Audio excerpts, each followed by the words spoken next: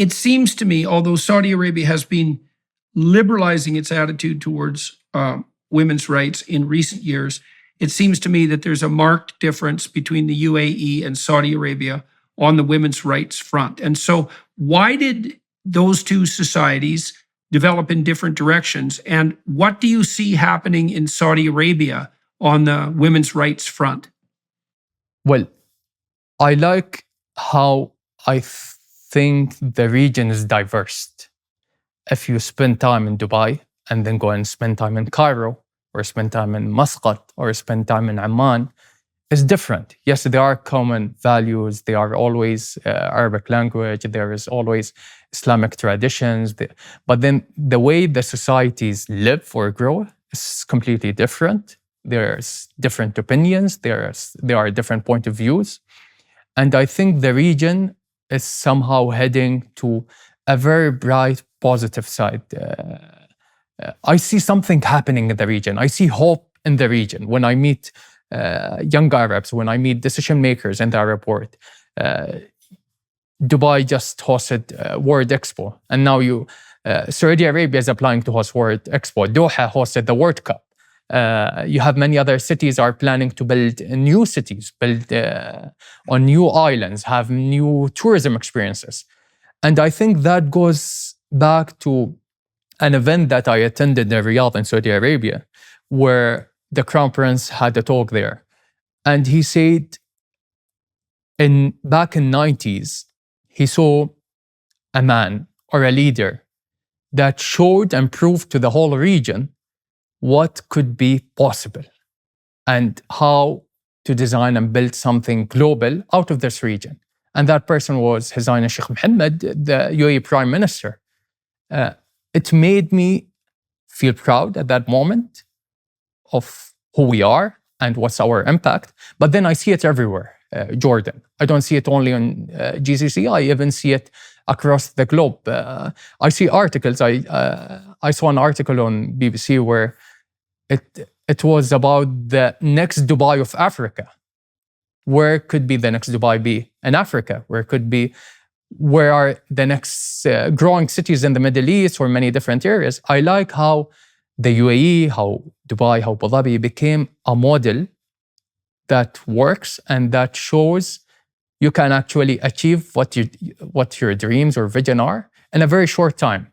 In your age, in my age, we can actually build a whole nation. So let's talk about I'd like to talk about the international scene a little bit now. And so how are your relationships with your immediate neighbors? And so I want to know that. And what direct influence do you think the success of the UAE has had on their development strategies? Let's start with that. How are your relationships with your immediate neighbors? Who are your strong allies?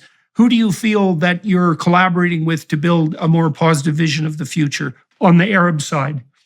Okay, I'm not a diplomat. I won't speak on behalf of our embassies or our ambassadors. But what I see is UAE have maintained a positive relationship, a respecting relationship with almost every single country worldwide. That's why we gained trust from many different countries. That's why we became a smaller world in this nation. You would see us participating in every single mission or act that helps humanity grow. Look at the numbers.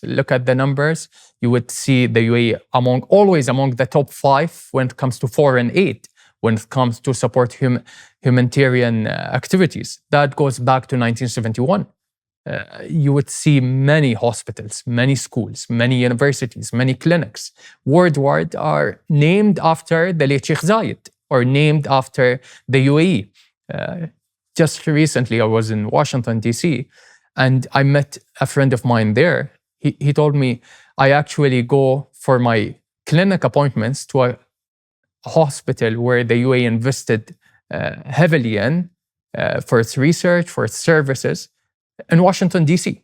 And the same, you would hear it in many different countries, where actually you would see the UAE's and its leadership footprint there, that there is something good happening. There is that what again built credibility in this country. That's again built why this country is special. This country is different. You would hear many head of states speaks proudly about their partnership with the UAE. It's a small country, but it showed the whole world that you could actually have a huge impact. Let's talk a little bit about the Abraham Accords and your relationship with Israel. What's happening on that front, and what are the challenges and advantages to such initiatives? You have lived it, you have heard it for 20, 30 years. Conflicts and tensions, we didn't see a result. I think there were no winner in conflicts and tensions. The UAE took a whole different directions.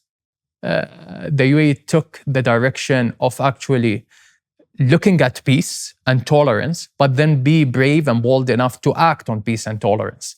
We all in campaigns, in strategies say that we want to be more tolerant, more accepting, more respecting. But then what proves all these campaigns or all these beautiful messages is what are your actions or what are your movements toward peace. And I think that something we have showed very clearly in the UAE, where you would see everyone from any other nationality, any religion, that would feel respected, will feel safe, and actually feel inspired to accept the other and feel inspired to see what brings us together. I can spend this hour, Jordan, to speak about how close we are when it comes to thoughts, or I can also look at it from a very dark lens where we see how different we are. I think we chose the right lens. We chose to be also a beacon of hope, to send that message loud, to even inspire others. If it works in the UAE, and you see peace actually in action in the UAE, you see respecting different cultures and nations are happening here right now, why do you want to wait for you to actually be more tolerant? I think no one will win against tolerance.